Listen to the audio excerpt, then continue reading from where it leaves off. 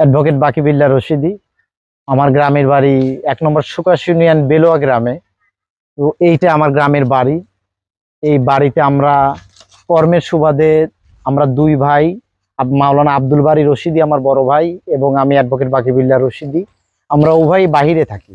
বড় ভাই বগুড়াতে অবস্থান করে স্থায়ীভাবে, বিভিন্ন সময় বিভিন্ন অনুষ্ঠান বা আমাদের বাসার যেগুলো জিনিসপত্র মূল্যবান মানে নেওয়ার মতো দামি জিনিসগুলো সেগুলো সবই নিয়ে গেছে, কোনো কিছু অবশিষ্ট রেখে যায়নি। আমার ছোট ভাইয়ের বইয়ের আংটি ছিল, কানের দুল ছিল, নগদ টাকা ছিল, তারপর আমাদের সব জিনিসপত্র ছিল। আমরা 4 ভাই বোন বাহিরেই থাকি, কিন্তু যেগুলো সবগুলো জিনিসপত্র আর তো নিয়ে যাওয়া সম্ভব না, ভাড়া বাসায় থাকি আমরা। তো আমাদের যেগুলো মোট কথা মূল্যবান জিনিসপত্র সেগুলো সবই নিয়ে গেছে। এগুলো কে বা কারা করছে জানি না, তবে একদম তছনছ করে দিয়ে চলে গেছে আমাদের। এই জিনিসগুলো আমাদের অপূরণীয় ক্ষতি হয়েছে। এর একটা সুষ্ঠু তদন্তের মাধ্যমে আমরা বিচার চাই।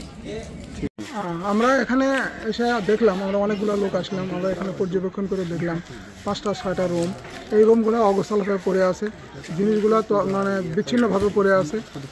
মনে হয় এখান থেকে কিছু সোনা দানা, টাকা পয়সা, এমনকি আসবাবপত্র, কিছু দ্রব্যাদি আছে, বস্ত্র আছে, এগুলো মনে হয় তারা আউট করে নিয়ে চলে গেছে। হ্যাঁ, তো আমরা যেভাবে দেখলাম আসলে এটা একটা খুব দুঃখজনক যে এইগুলো জিনিসগুলা তারা আমরা এসে এখানে দেখতে পেলাম যে 6টা ঘরে তারা তালা তুলো ভাঙ্গিয়া মালামালগুলো একটা চিরুনি এটা নিয়ে চলে গেছে।